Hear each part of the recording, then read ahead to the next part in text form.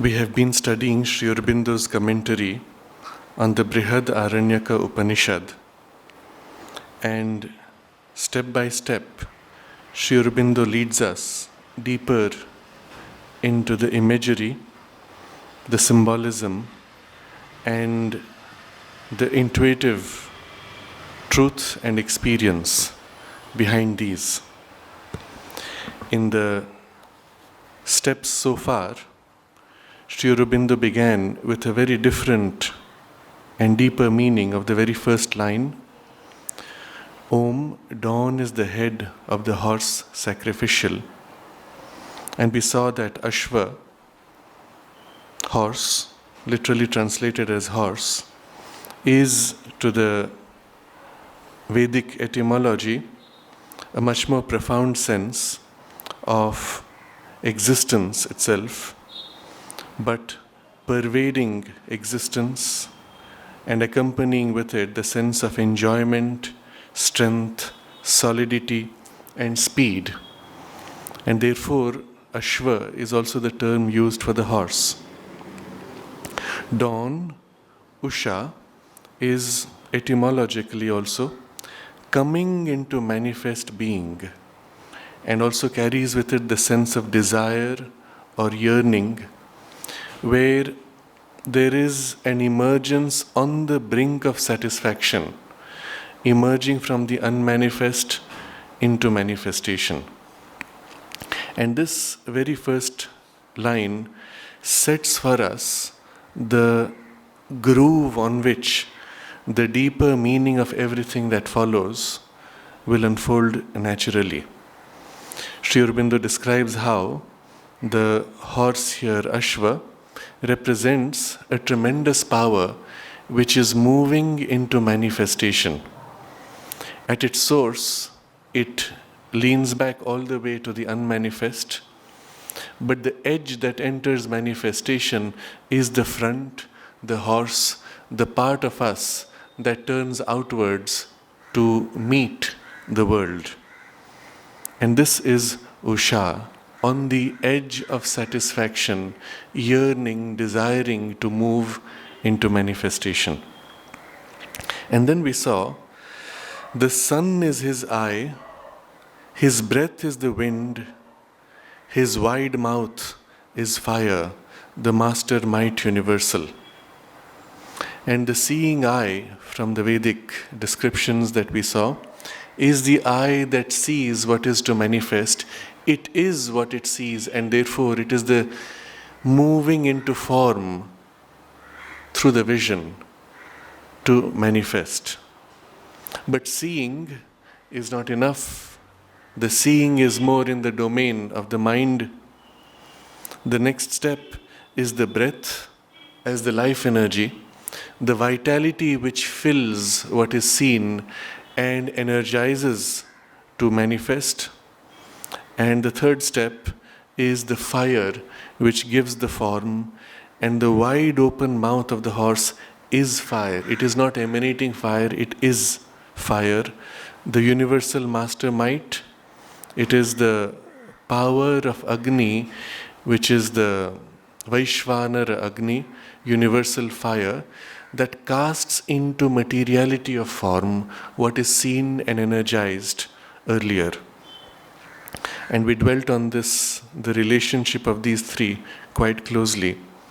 There will be subsequently and shortly a connection from this wide open mouth to the rest of the description as it describes the belly and the food in the belly and the rivers as the veins, the livers, the lungs, etc. There will be a sequence connecting to the mouth also. But now the part we had just read is time is the self of the horse sacrificial. Heaven is his back and the mid-world his belly. Earth is his footing. So we dwelt on this. The last portion particularly, earth is his footing, from various texts of Sri Aurobindo last time. But in order to complete the discussion, we read through rapidly over 2 paragraphs, leaving the elaboration of the earlier part of the commentary for later, and this is what we will take up now. Sri Aurobindo points out that the time as self of the horse sacrificial suggests that the self of the horse is a psychological reality, not primarily a material reality. But it is not only psychological, it is a power which is psychological, a mental power moving to materiality, moving to manifest. Because immediately after saying that time is the self of the horse, there is the description of the space. The regions are his flanks, and the lesser regions, their ribs. The seasons, his members. The months and the half months are their joints. The days and nights are his standing place. The stars, his bones, and the sky is the flesh of his body. So by placing time immediately with space following it, the suggestion is that it is time, but not time in its abstraction as a mental reality, but time as it is manifest in the movements of space. And it was this which Sri Aurobindo explained thus, and I will read now the paragraph which we had rapidly gone through, but for now for elaboration. Sri Aurobindo says, in the images that immediately follow, we have the conception of space added to the conception of time. And both are brought together side by side as constituents of the being of the horse. For the sky is the flesh of his body, the quarters his flanks, and the intermediate regions his ribs. The sky, Nabhas, the ether above us, in which the stellar systems are placed. So when we say Nabhas, it is the region of the sky high above, almost etheric, not the windy region. And the stellar systems are for us, if you look at the human experience, the sun, the moon, the planets, and beyond them, the signs of the zodiac and the stars. They are for us symbols of the unfolding rhythms of time. At the most distant, we have the zodiac, which represents to the human experience eternity. The stars don't change. And yet, as they move cyclically around us, we have the rhythm of the day and night.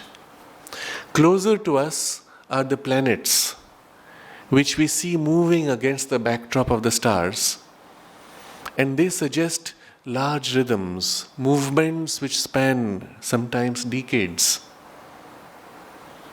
The movement of Saturn, for example, from one sign to the next is typically 2.5 years. And so when it has to complete a whole circle through all the constellations, this entire cycle can take 30 years. Jupiter similarly has a long multi-decade cycle.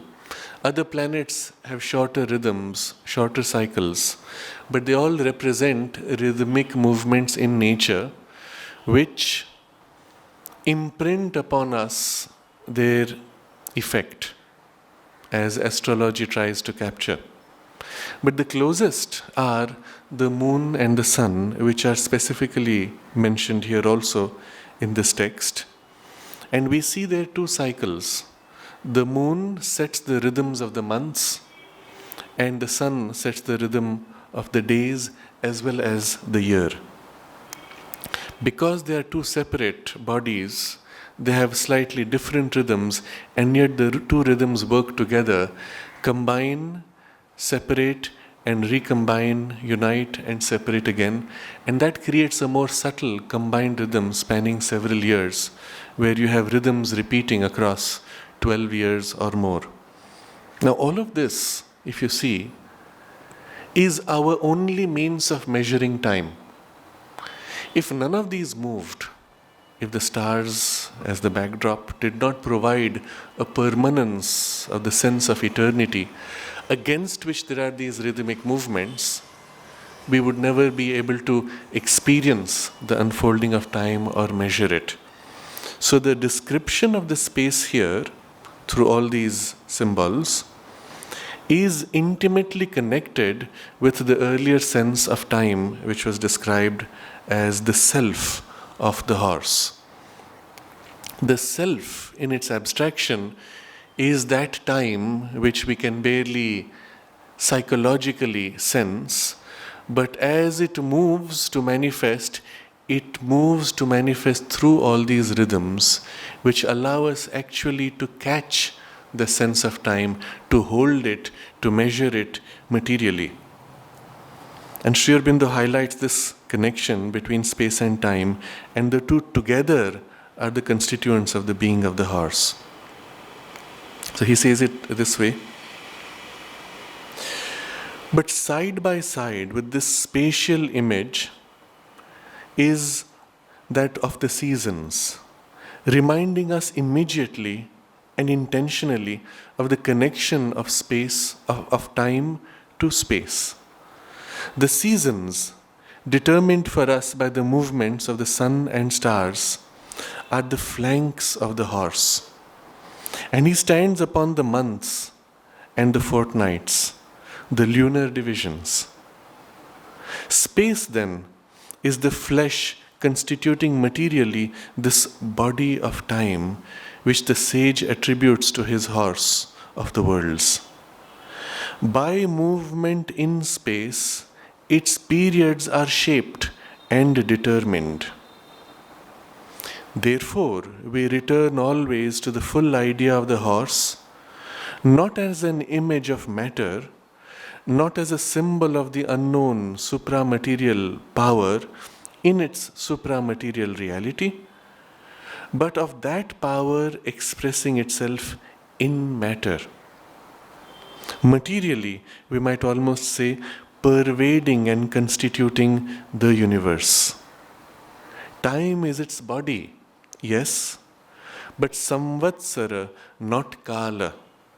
Time in its periods determined by movement in space, not time in its essentiality.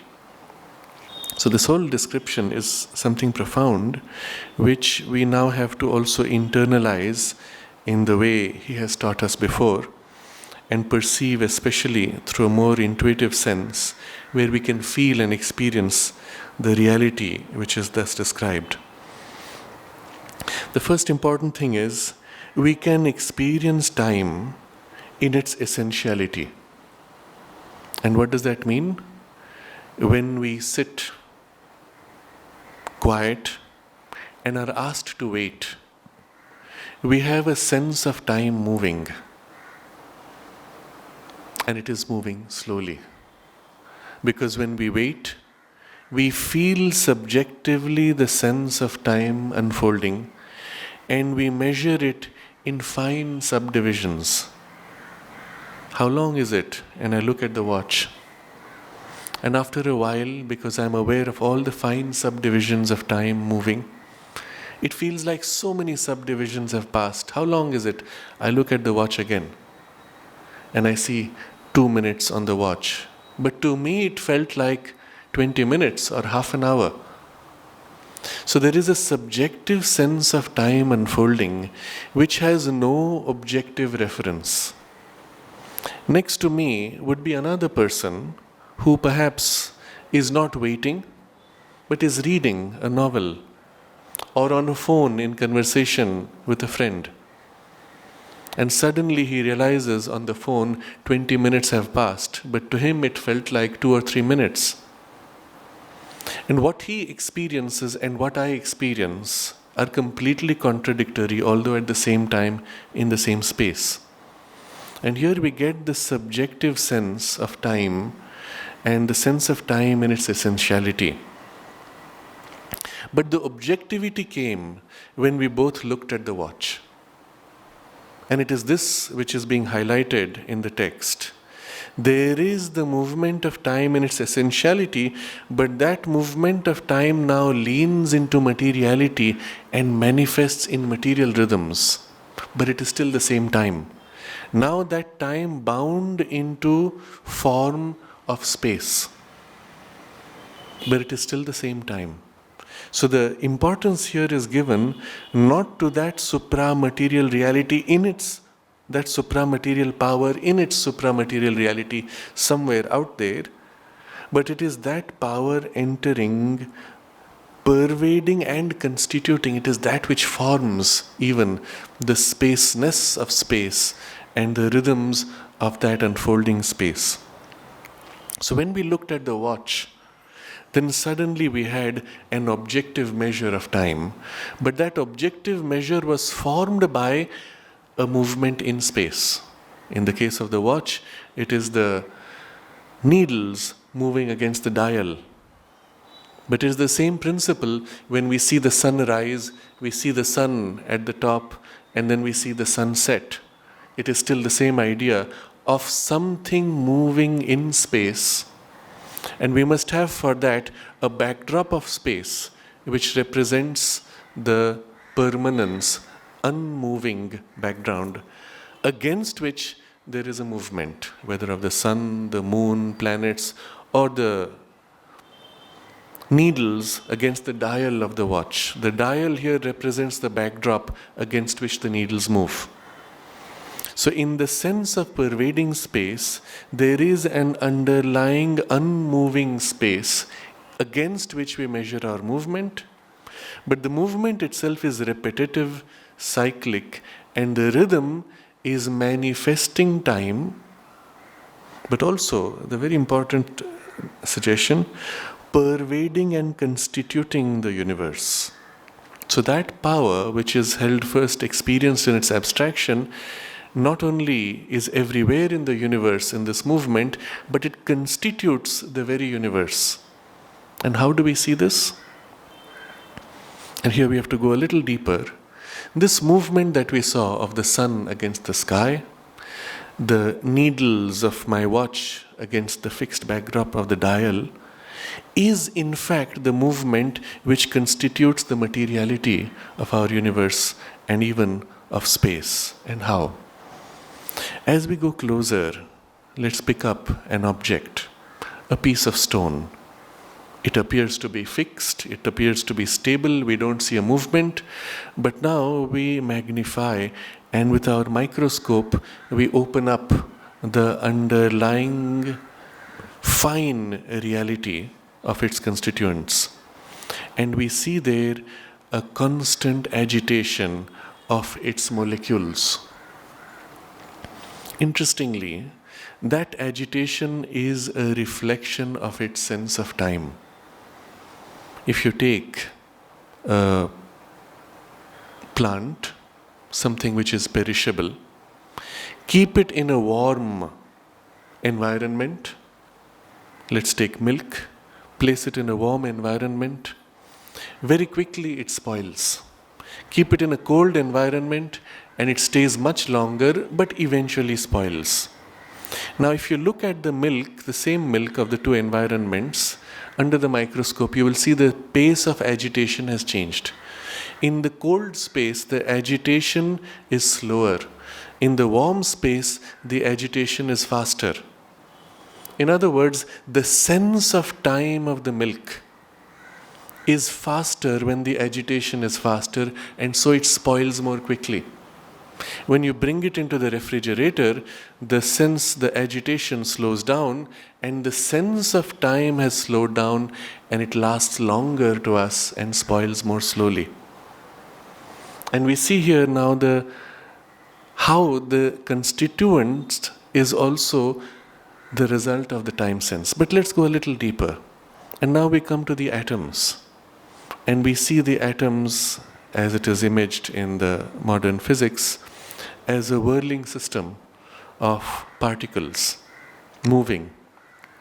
And again we notice the same rhythm of the sun going around the earth, or the earth going around the sun, and the repetition of that same solar system in a miniature form. And the rhythm of movement is what makes for the sense of rigidity of the atom. If you stop the movement, let's say, Let all of these particles stop moving and be frozen without movement. What happens to the atom? It ceases to be atom. It is only now an energy which is latent. It is when the energy moves into rhythmic action, repetitive, that we have the appearance of this rigid form, stable form. And if all the atoms were suddenly stopped in their movement and all the particles stopped moving, all of the matter which we see before us would simply lapse into something insubstantial. It is the movement rhythmic which makes for the appearance of this rigid matter. Let's go a step still deeper. When that rhythmic movement changes its speed, something very interesting happens. We observe, for example, objects which are far away in space. We see galaxies far away, and we try to measure how far they are. And we do not have any means, because we cannot go up there. We do not have anything in between which can connect us to them. How do we know how far we are? And science uses a method which is, we see distant objects shifted in color towards the red. And the degree of the shift is our measure of how far they are. In other words, the pace of the agitation of the atom, the movements, are as if slower because the object is farther away and appears to be moving away. In other words, the movement away and the distance is directly connected to the pace of the agitation. It's interesting, the sense of time changes as the movement, as the object goes farther or begins to move away. So we see again how intimately space and time are connected. But suppose now, in an object in front of us, which is not moving at all, we were to change that pace of its rotation, of its rhythm. Let's say in the atom, we speed it up immensely. The electron starts whirling faster and faster. We would notice first that this atom in which the electron is moving faster is no more able to engage with another atom where the electron is moving at the standard rhythm and pace of all electrons in the universe. There is a particular frequency which forms the electron. It is called the Compton Frequency. It's the pace at which the electron itself is pulsating. Let's leave aside the rotation around the atom itself and just look at the electron and its pulsation. And now you speed up its pulsation. You will find the new electron in which the pulsation has speeded up is unable to engage with the other electrons around it which are at the same fixed frequency. They are not able to interact. It is as if to the rest of the universe, this electron which is pulsating faster ceases to be material. You cannot touch it, you cannot engage with it, you cannot interact with its force. It seems as if to drift away into some insubstantial reality. And if a large bundle of electrons, let's say the object which I now hold in my hand, if all those electrons were thus changed in their rhythm, they would as if become less and less material because they cannot engage with the materiality of the rest of the universe. And you would see that object gradually becoming insubstantial, eventually disappearing altogether to all material interaction. We would say then it has been dematerialized. Where is it? It is still there, but on a different plane, a different frequency, a different level of experience of reality. What did we do? We only changed its rhythmic movement of time. And so we see here something very interesting.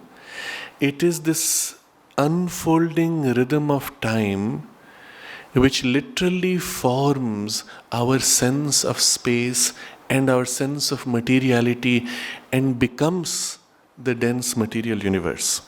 And it is this which Sri Aurobindo is saying.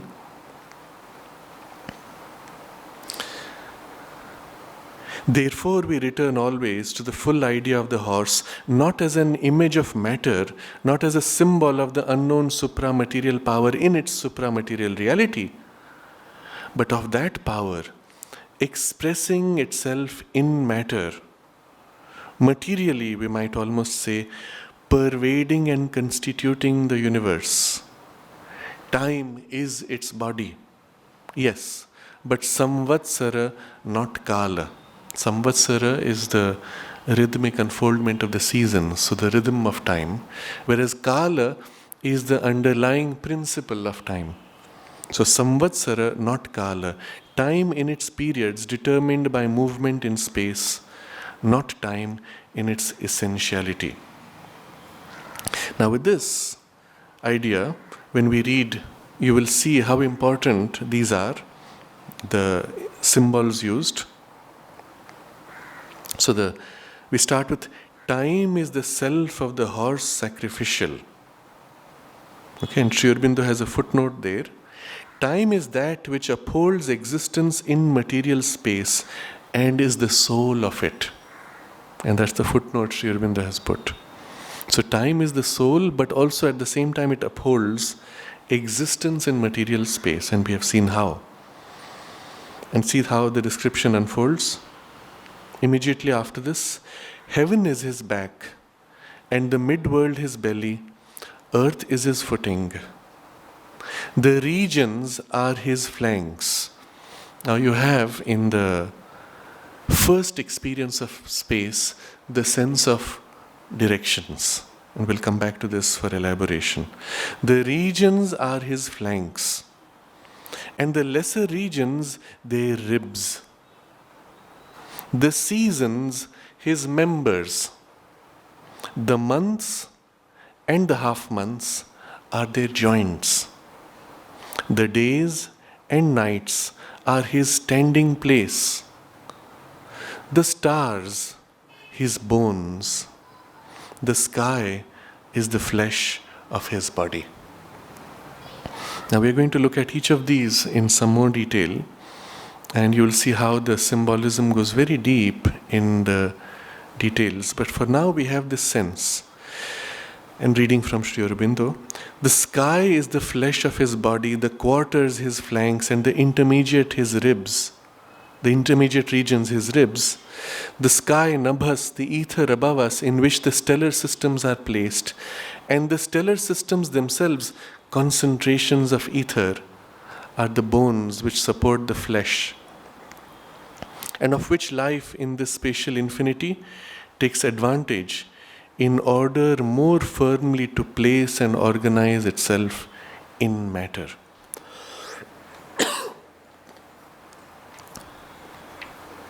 So Sri Aurobindo in his commentary first takes up sky as flesh of the body, and the bones are formed of the stars. So when we now look at the flesh as distinct from the soul was time, the flesh here is the materiality and the expansion of form in space. So when we look at the flesh of this cosmic horse, we are looking at the space.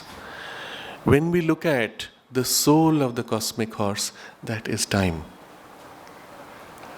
The soul and the flesh, time and space are intimately connected. And the relationship is, the flesh is the condensation, materialization, manifestation of what is held in potential in soul. In the same way, what is held in potential in essential time moves through rhythms to manifest and create forms of space. But here, flesh of space, and then the stars are the bones. And look at the relationship between bone and flesh. The flesh provides the substance which gives form and materiality, filling in, connecting everything, but the flesh in itself is unable to hold rigidity. What gives it rigidity, what gives it the denseness of permanence of form, is the bone which upholds by its denseness, by its rigidity, and holds the form. Otherwise, all the flesh would simply crumble like jelly. So it is the bones which support the flesh, and of which life in this spatial infinity takes advantage in order more firmly to place and organize itself in matter. It is this firmness and stability in matter which is the sense of the bones. So in the text it is the stars are his bones, the sky is the flesh. And why stars give this firmness? Sri Aurobindo interprets it this way. And these stellar systems themselves, concentrations of ether, are bones which support the flesh. So the ether, as it densifies and concentrates itself to manifest, the concentration of the ether, the tapas, creates the heat and the light which ignites what we call the stars, the suns. And here is a profound truth which is captured also by physics, and we will explore it from the physics perspective and then come back to this still deeper reality, which is the spiritual reality behind. In the understanding of physics, when at first there was the great release in the Big Bang of pure energy, the energy condensed itself gradually as it cooled down to become almost gaseous substance. In its simplest form, it is what we call hydrogen gas, a single electron, a single proton bound together. And it is the most pervasive substance of the whole universe. And according to science, the only element that has ever existed in the beginning. But then watch what happens. Gradually, these gaseous particles come together, drawn by some force. What force, we do not know. We name it gravitation. What it is, we do not know and do not understand. But somehow it pulls together all these particles, and as they pull together, there is a condensation and a heating up of intensity until the heat grows so much that it ignites. And the intensity of the pressure creates the heat, which creates the light, but at the same time, in the heat and light and pressure, those particles, those atoms of the hydrogen merge, combine to become helium and successively other elements. So the stars are described by science as pressure cookers, centers of intense heat, light, pressure, which creates new substance out of old by joining and merging. And these new substances are not merely combination of hydrogen. They have new properties, new qualities. Iron, for example, has no similarity to hydrogen gas. Gold, as a new substance, has no similarity to hydrogen gas. Gold, on the other hand, has no similarity to iron also, and so on for each of the elements. Where do these new qualities come from? We do not know, we do not understand. We only see them created somehow by this intense concentration of heat and light under pressure. Now we step back and look at the same process from a spiritual standpoint, and this would be the nature of the Vedic physics, which includes the material outcome but transcends it at the same time. And we see in the principle of tapas, which is the gathering of consciousness in concentration, and as the concentration increases, there is the increase of heat, which is the very meaning of the word tapas, increase of heat as a result of concentration. As there is the increase of heat, there is also the illumination of knowledge, light. But at the same time, in the increase of heat and light and the pressure of concentration, there is the emergence of new experience, new insight, new revelation, new power brought into manifestation. And you will see this is the basic principle of yoga.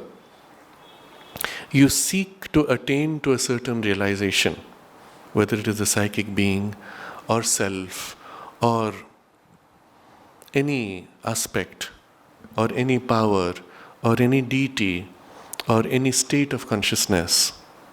You put all your attention on that, let's say a certain state of consciousness. As all your concentration gathers, intensifies, there is the increase of tapas, of heat and light.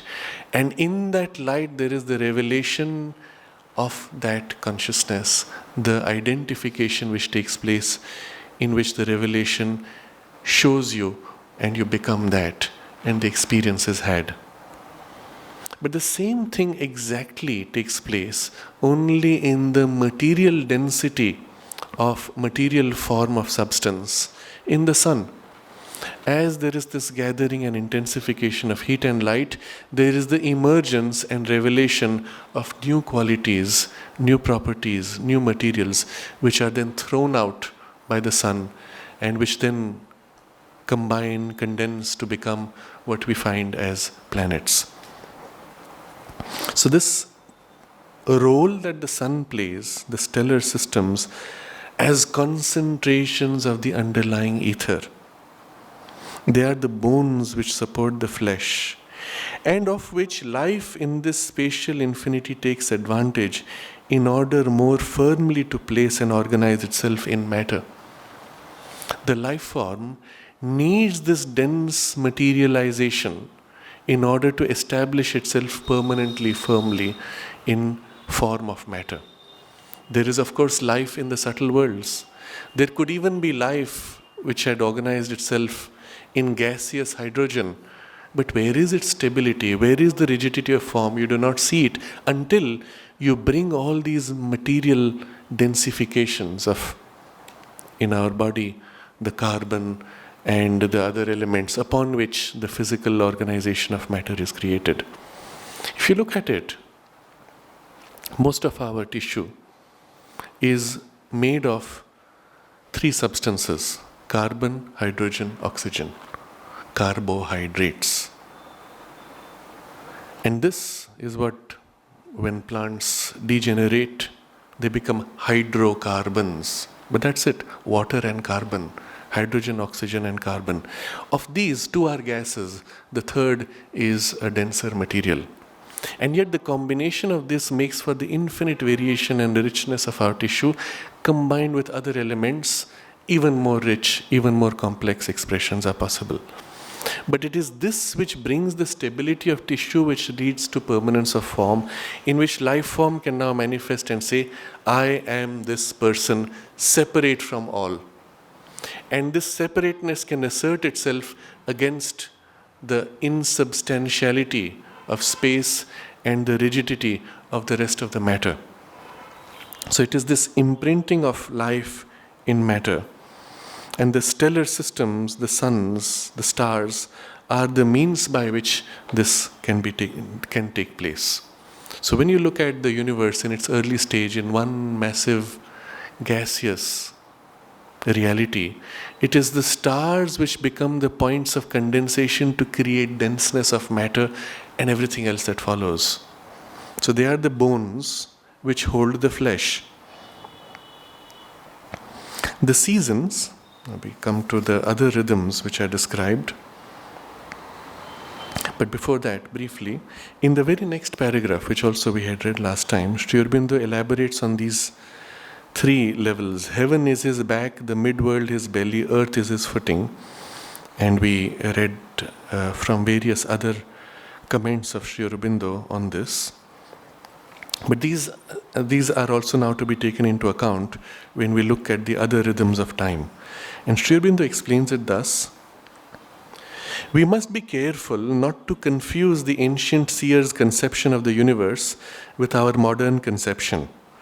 To us, nothing exists except this system of gross material worlds, Annamayam Jagat. This earth, this moon, this sun and its planets, these myriad suns and their systems. So for the modern mind, this is the reality, all of these forms which we see. But to the Vedantic thinkers, the universe, the manifest Brahman, was a harmony of worlds within worlds. And this is very important to view, and we must bring back this concept to fully appreciate what is being described here. Worlds within worlds. Modern science very indirectly is approaching this idea by speaking of multiple universes. But where are all these universes? Are they merely sitting next to each other side by side? In which case they're all part of one universe anyway. The moment you conceive of multiple dimensions or multiple universes, where are they is the question. And if they are to be different universes, then you cannot place them side by side and say they are different, because they would all constitute part of one grand universe. The only way they can be different is if they are at the same time located here but in different degrees of vibration. Then we can say, I cannot access that, and yet it is there and it's a different universe. So, but this idea is extremely important. So we set aside the confusion of modern science and look at the Vedantic concept. It is worlds within worlds, but in harmony, not simply cut off from each other. They are all interconnected in a harmonious relationship.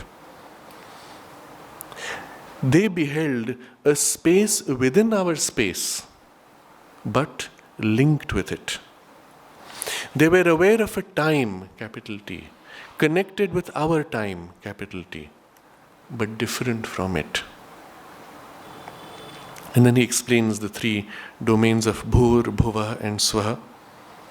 The earth material region, Bhuvar as the dominant region of life and nervous vital energy, and Swar where mind is free, delivered from its struggle to impose itself in a world not its own.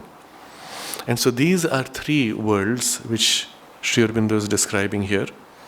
There are other worlds also, but we will look at these three because they are of the immediate focus even of this text.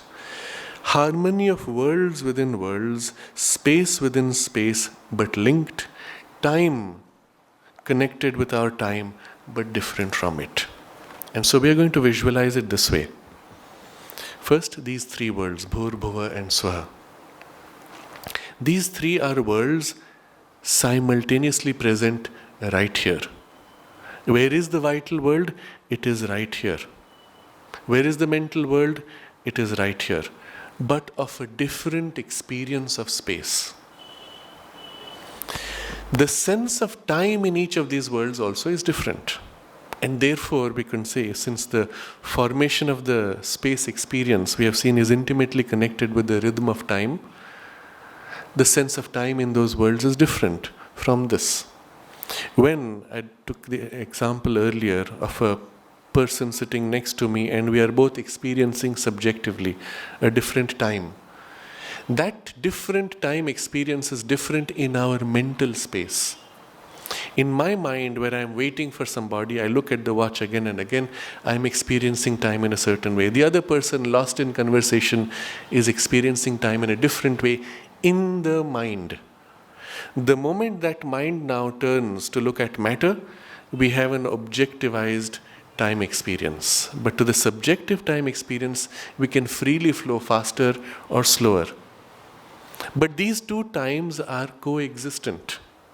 The material time unfolding and the psychological time unfolding in us are coexistent right here, right now, but in a different way. Connected with our time, but different from it. And in the same way, the space, connected, linked, and in harmony. And what are the three worlds? Bhur, Bhuva, Swa. And I'll read from what Sri Aurobindo writes here. This earth was Bhur, rising in soul into the air above the earth. And this is very important, the vocabulary used, the air. The antariksham, they thought they came into contact with other sevenfold earths, in which, just as here matter is the predominant principle, so there nervous or vital energy is the main principle, or else manas. And the still dependent on matter and vital energy. These earths they called Bhuvar. And rising beyond this atmosphere into the ethereal void, they believed themselves to be aware of other worlds which they called Swar or heaven, where again in its turn, mind, free, blithe, delivered from its struggle to impose itself in a world not its own upon matter and nerve life, is the medium of existence and the governing force. So there is the domain of mind which lives by itself, not trying to impose itself on life and matter. And there it is completely free. It has this universal quality and wideness and freedom and flexibility. The moment it has to impose itself on life energy, then it finds itself constrained, struggling against an energy which is quite contrary to its nature. Mind sees clearly and stands back and casts into form in freedom. Energy, nervous energy, is in constant agitation, constant movement, constant drive and impulse. And mind finds it very difficult to bring this under its control, and yet it must compel it against its own will and cast it into form of energy that it has conceived. But that's not over. After that, it has to struggle against the resistance of matter and bring that energy and cast the energy and material substance into the form that it wants and compel it to remain in that form. And it is only then that we have the appearance in matter of life and mind. And it's such a struggle, it is such a concentration and limitation for mind to be bound to matter that it loses its flexibility, loses its wideness and freedom and power, and gets embedded in the material life form, and we experience it as our narrow, limited, darkened, ignorant inertia of mind, the physical mind. And this physical mind looks out through the physical eyes and says, oh, this material universe is all that exists.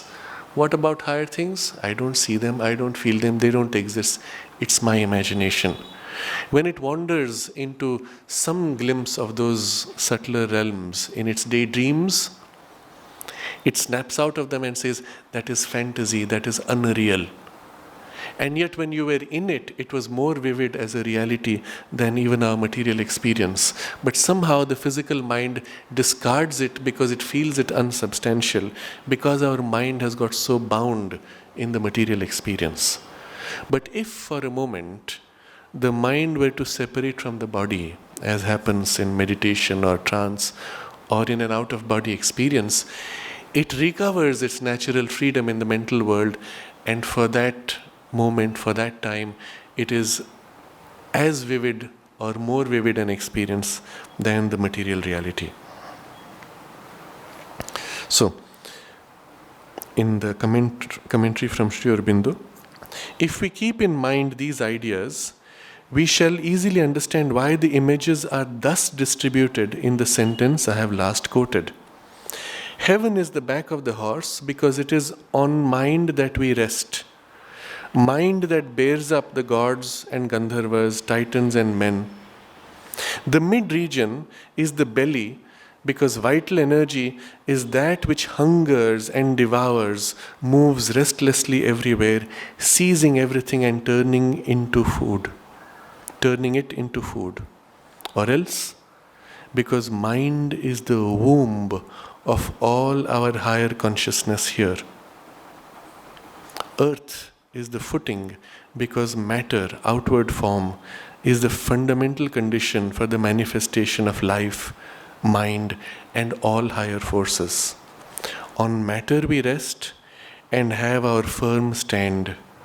Out of matter we rise to our fulfillment in spirit. So here Sri Aurobindo links these three worlds, the clarity and freedom of mind in which we rest and which bears up the gods, Gandharvas, titans and men, is the back of the horse. That's why later the second verse says the horse carries these on his back. But the belly, and symbolically you see here, it is the focal point of the physical energy and its organization, digestion, processing, etc. The belly is where we have the movement of vital energy, and particularly its hungering and devouring restlessness. And that is the midworld. So the gigantic cosmic horse has as its back the swar, as its belly in between the bhuvar and the bhu. The footing is material earth, because all life and mind rest on this for the firm stand. Now, when we see these triple worlds in this alignment, we will also conceive of time in this way, in alignment, moving freely, differently in each of these experiences, but connected to each other. And now we're going to look at the text again. Earth is his back, the midworld his belly. Heaven is his back, the midworld his belly. Earth is his footing.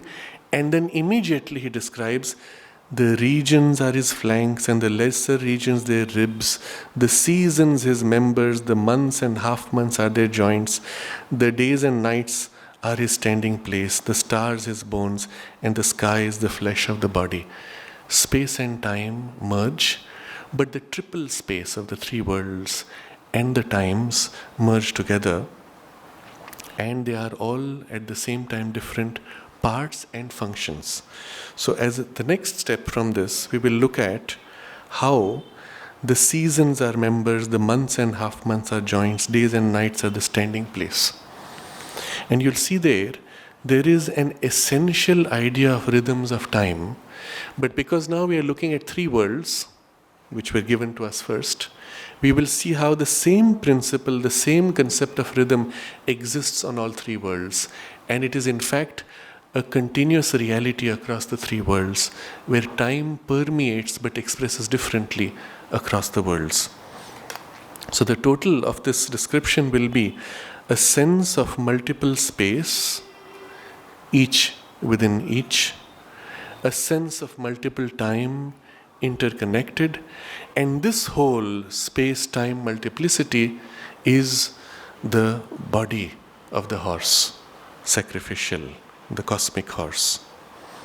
The movement of entering manifestation and taking form to manifest of that great power which is a supra-material reality. You will see how in the sequence of the images in this verse, it started with something essential. The horse, Ashva, is this expansion to manifest, of which the head is the edge, the focus on the brink of manifestation. The sun, the wind, and the fire are the eye, breath, mouth, which cast into form on that frontal edge. And then the soul is described as time.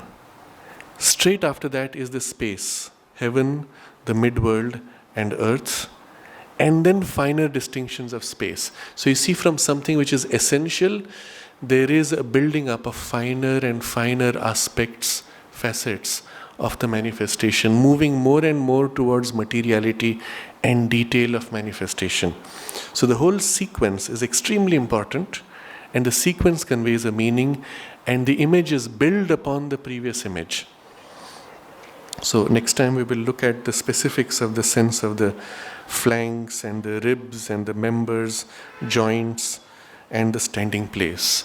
You will see space and time gradually narrowing down here and now. And yet the here and now exists in these layers and layers of space and time until it all reconnects to the totality of a infinity and eternity of universal space-time. And this idea of connecting the whole with this moment, you will find represented in the way a ceremony is conducted in a temple. I'll elaborate on that next time, but just to complete this idea, when you do a special prayer in the temple, you start by saying, in this gigantic cycle of the yoga, in that sub-cycle of the yoga, Within that, in this particular year, in this particular season, in this particular nakshatra, when the moon is placed against a star, this person of this familial lineage at this moment invokes and asks for this particular prayer. And you see here the idea that we take our first stand in the infinity of space-time and eternity, but out of that we gradually condense, narrow into manifestation the most specific of this moment, this location, this intention of now. And everything is experienced as one continuity and a focus in that continuity. So something of that sense you will see in the unfolding of this description, ending with the days and the nights are his standing place, the here and now. So we'll continue this next Sunday. For now we can meditate on Sri Aurobindo's description. Therefore we return always to the full idea of the horse, not as an image of matter, not as a symbol of the unknown supra-material power in its supra-material reality, but of that power expressing itself in matter. Materially, we might almost say, pervading and constituting the universe. Time is its body, yes, but samvatsara, not kala. Time in its periods, determined by movement in space, not time in its essentiality. So reading from the translation. Om, dawn is the head of the horse sacrificial. The sun is his eye, his breath is the wind, his wide open mouth is fire, the master might universal. Time is the self of the horse sacrificial. Heaven is his back, and the mid-world his belly. Earth is his footing.